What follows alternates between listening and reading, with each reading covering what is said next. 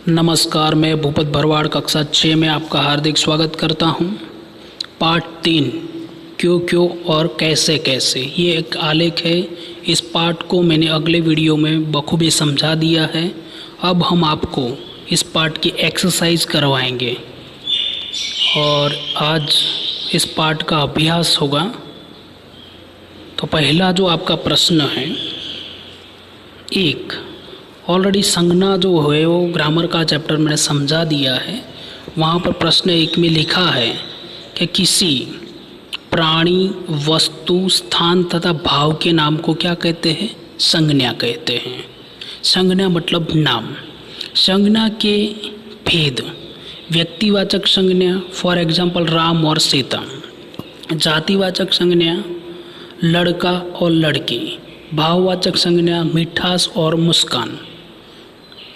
Okay, तो दिए गए वाक्यों में रेखांकित संज्ञा शब्दों को सही भेद पर सही का निशान आपको लगाना है। सुरता दीदी कहानी बना रही है, तो वहाँ पर सुरता शब्द पर क्या किया है? टिक किया हुआ है। एक नाम है इसलिए वो व्यक्तिवाचक संज्ञा पर टिक कीजिए। दीदी से मिलकर खुशी हुई, तो खुशी जो शब्द है वो अंडरलाइन किया हुआ है, रेखांकित है। तो खुशी क्या है? कि भाव है। तो ये जो संज्ञा है वो भाववाचक संज्ञा है। ग, उन्होंने गुरुजी को परेशान किया, तो गुरुजी जो शब्द है उस पर आप खास ध्यान रखिए। तो ग में एक जातिवाचक संज्ञा, यानी कि वहाँ पर जाति का बोध होता है। और टार्च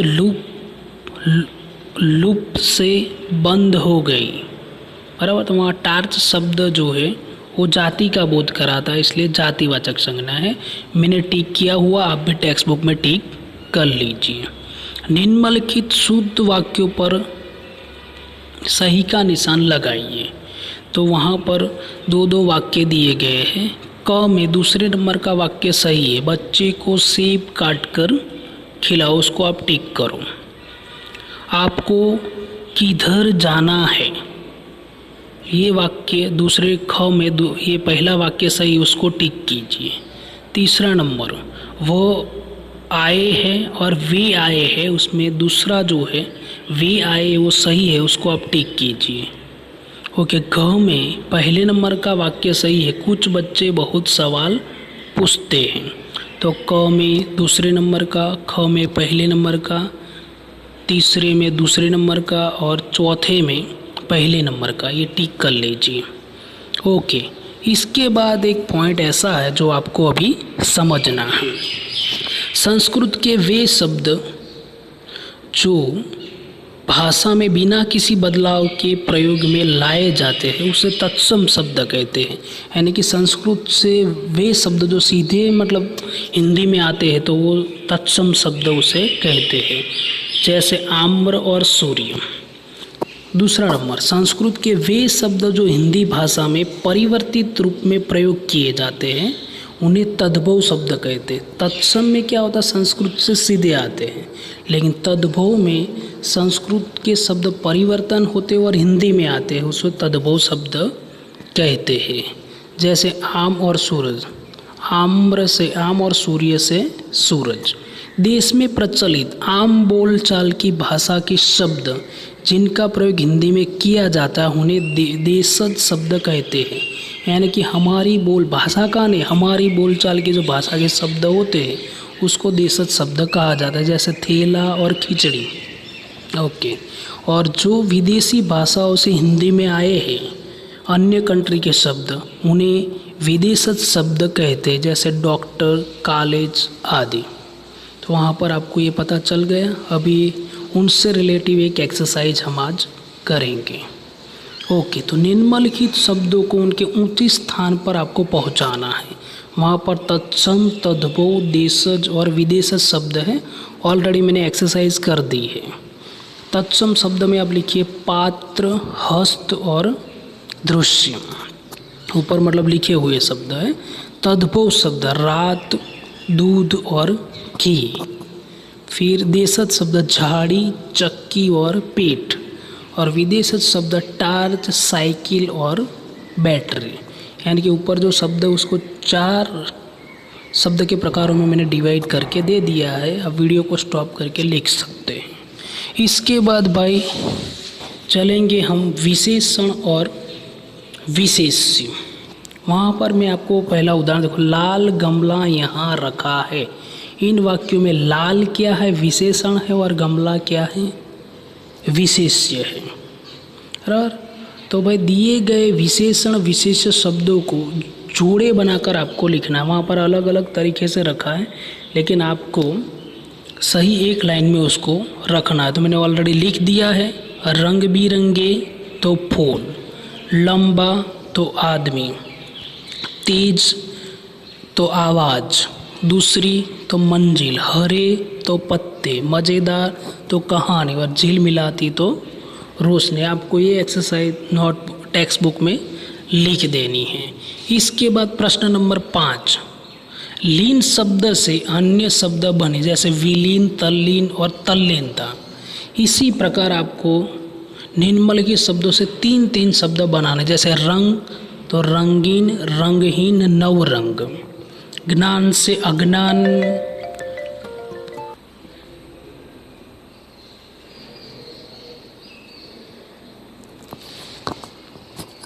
ओके, फिर थोड़ा आगे चलते हैं। ज्ञान तो अज्ञानी, ज्ञानी और ज्ञानोदय। फिर वान में धनवान, बलवान और गुणवान। इस तरह मैंने शब्द मतलब बना के वहाँ पर लिख दिए, आप टेक्स्ट बुक में लिख दीजिए। फिर प्रश्न नंबर 6, संकेत गद्यांश को पाठ में ध्यानपूर्वक पढ़कर दिए गए प्रश्नों के लिए उचित विकल्प पर आपको क्या करना है, सही का निशान लगाना है।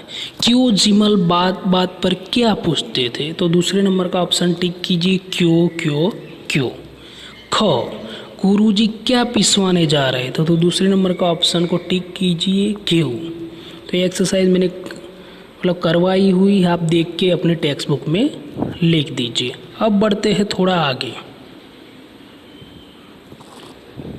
ओके, अभी आपको लिखना अति लघु उत्तर। तो क्यों मंजिल और कैसे केसलिया कौन थे, उसका पहला उत्तर लिखिए। प्रश्न नंबर 7 का क, क्यों जिमल और कैसे केसलिया जिज्ञासु स्वभाव के लड़के थे। ओके, दूसरा प्रश्न अति लघु, सुरता दीदी क्या बना रही थी, तो प्रश्न 7 का ख, सुरता दीदी कहानी बना रही थी। ओके, फिर चलते हैं लघु उत्तर पर।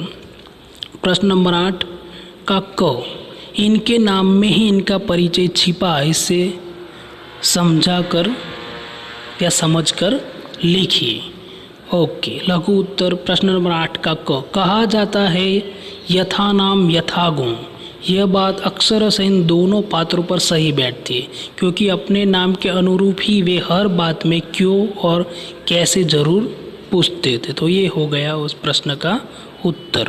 प्रश्न 8 ख, गुरुजी क्या सोचकर फूर हो गए, तो प्रश्न नंबर 8 का ख, गुरुजी यह सोचकर फूर हो गए कि कहीं क्यों जिमल और कैसे केस लिया, क्यों कैसे केस लिया कि क्यों क्यों और कैसे कैसे में गेहूं पीसने की चक्की बंद न हो जाए। ओके, ये हो गया 8 का ख। अभी जाते हैं हम निबंधात्मक उत्तर पर। पात्रों के परिवेश के बारे में सुरता दीदी ने क्या समझाया, तो प्रश्न नंबर 9 का क, सुरता दीदी ने बताया कि कहानी में जो कुछ भी घटित होता है वह किसी न किसी के साथ होता है, और जिनके साथ ये घटना घटित होती है उन्हें ही पात्र कहते हैं। पात्र ऐसे चुनने चाहिए कि लोगों को कहानी सुनने में मज़ा आए। वैसे तो हर पात्र के साथ आम परिवेश रहता है, परंतु कभी कभी वे पात्र को उस जगह से बिल्कुल ही अलग जगह भी ले जाती है, जैसे भेड़िया पहुंचा स्कूल में। तो ये हुआ प्रश्न नंबर 9 का क।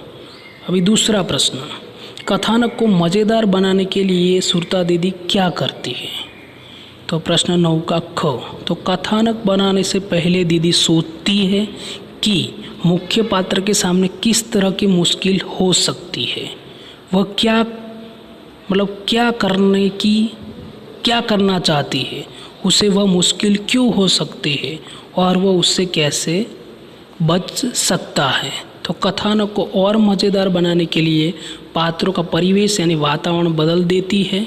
जैसे क्या हुआ जब भेड़िया पहुंचा हमारे स्कूल में।